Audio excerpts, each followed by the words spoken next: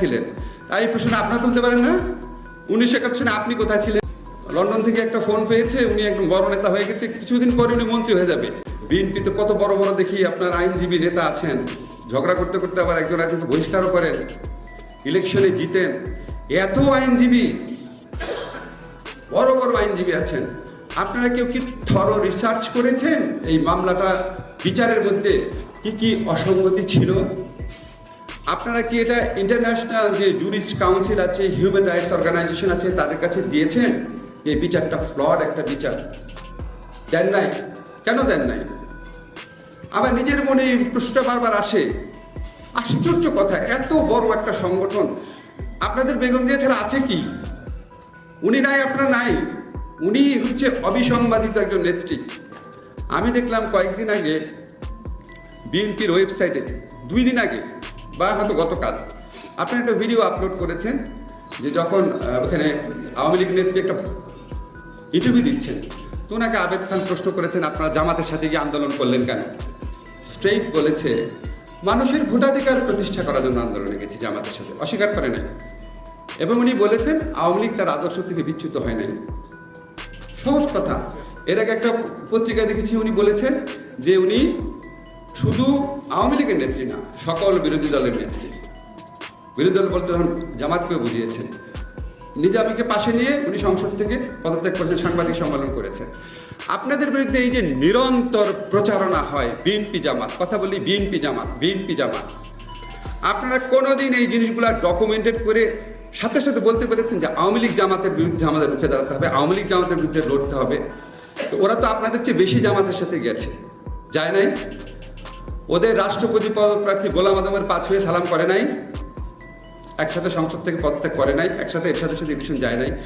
এই নেগেটিভগুলা কি আপনারা স্ট্রংলি বাংলাদেশের সাধারণ মানুষের কাছে বলতে পেরেছেন?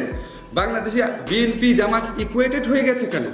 বিএনপি জামাত গোষ্ঠীর বিরুদ্ধে রুখে দাঁড়াতে হবে। আপনারা কি এটা কাউন্টার ন্যারেটিভ তৈরি করতে পেরেছেন? ওই ভিডিওটা পরশুদিন আপলোড হয়েছে কেন? 1996-এর ভিডিওটা বিএনপির ওয়েব পেজে পরশুদিন আপলোড হয়েছে কেন? সবই তো পাওয়া যায়, আপনাদের ওয়েবসাইটে গেলে এগুলি পাওয়া যায় না কেন? আপনাকে কি চিন্তা করে দেখেছেন? একটা দল মানে কি শুধু জনসভায় ভাষণ দেওয়া, লোক জমায়েত করা, মানুষকে সংগঠিত করা না? এখন তো ন্যারেটিভের যুগ, বয়ানের যুগ। ওই বয়ানের বিরুদ্ধে শক্ত বয়ান, সত্যি বয়ান তৈরি করেছেন। আমি মাঝে মাঝে দেখি যে আবার খুব দুঃখ লাগে যে অন্য পক্ষ থেকে প্রশ্ন তোলা হয় যে 1971 সালে বেগম জিয়া কোথায় ছিলেন? তাই এই প্রশ্ন আপনারা তুলতে পারেন না? 1971 সালে আপনি কোথায় ছিলেন? কেন তুলেন না? আমি আশ্চর্য লাগে, কেন তুলেন না? এত জঘন্য মিথ্যাচার, এত জঘন্য অপপ্রচার হয়, এটার উত্তর দেওয়ারও একটা নৈতিক ইয়ে অনুভব করেন না? বিচ্ছিন্নভাবে দেন, বিচ্ছিন্নভাবে দিয়ে শহীদুদ্দিন আইনি জেলেও গেছে, এটা তো কোনো মূল্য নাই। আপনাদের রিসার্চ সেল কই? আপনার ওয়েব পেজটা কই? আপনি বলেন যে আচ্ছা আমার তো নিউজ প্রচার করে না সরকারি গণমাধ্যম, আপনি একটা বিএনপি টিভি নামে একটা অনলাইন টিভি করেন না, সমস্যা কি?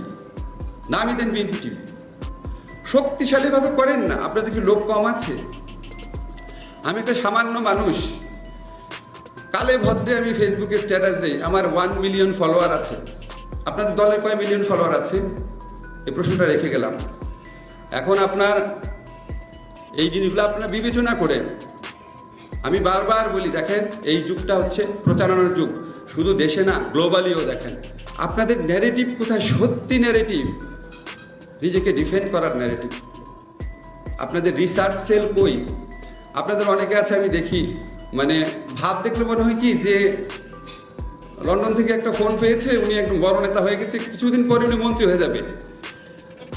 মানে ভাবটা হচ্ছে নিজের স্বার্থ চিন্তা। আরে বেগম জিয়া কি নিজের স্বার্থ চিন্তা করে রাজনীতি করেছিলেন? কি বেগম জিয়া রাজনীতি করেন? আমরা তো দূর থেকে দেখেছি। উনি যখন এরশাদের বিরুদ্ধে আন্দোলন করেছেন, উনি স্বার্থ চিন্তা করেছিলেন? তা তো উনি আগেই আপোষ করতে পারতেন। উনি যখন আপনার 111 গভর্নমেন্ট ছিল, ওইটার সাথে তো প্রথম আপোষ করতে তো ওনার কাছেই গিয়েছিল, করেছেন? আপনারা কে কি সাফার করেছেন? অবশ্যই আপনাদের অনেক নেতাকর্মী জীবন হারিয়েছেন, with due respect to them. আমি তাদের কথা বলছি না, অন্য যারা মোটামুটি ভালো অবস্থানে আছেন, আপনাদের জন্য ওনার স্যাক্রিফাইসটা চিন্তা করেন। তা আপনি প্রথমে ডিসাইড করেন আপনি কি আন্দোলনটা করছেন, নেতৃত্ব দিচ্ছেন, নেতা হচ্ছেন নিজের জন্য, নাকি দেশের জন্য, দেশের মানুষের ভোটাধিকার প্রতিষ্ঠা করার জন্য? যখন এইভাবে চিন্তা করা যাবে আমি দেশের মানুষের ভোটাধিকার প্রতিষ্ঠার আন্দোলন করছি, তখন বেগম জিয়ার প্রতি আপনাদের সত্যিকারের রেসপেক্ট প্রতিফলিত হবে। উনি মানুষের ভোটাধিকারের আন্দোলন করেছেন। বাংলাদেশের মানুষ আজকে ধরেন 20-30 বছর পর আমরা কেউই থাকবো না, মরে যাব, কিন্তু এইটুকু বিশ্বাস আমার আছে, জীবনে পড়াশোনা তো কম করি নাই, যে যদি কোনোদিন বেগম জিয়ার সত্যিকারের মূল্যায়ন হয়, এই যে গণতন্ত্র ভোটাধিকার প্রতিষ্ঠার আন্দোলনের অবদান অবশ্যই ওটা স্বর্ণাক্ষরে লেখা থাকবে। তাকে ভালোবাসবে, বাংলাদেশের মানুষকে মুক্ত করতে চাইলে স্বার্থহীনভাবে দেশের জন্য এই জনগণের ভোটাধিকার প্রতিষ্ঠার আন্দোলনের জন্য কাজ করেন। কে কি নেতা হলেন, কে কি পদ পেলেন, সেগুলির চেয়ে অনেক বড় কথা।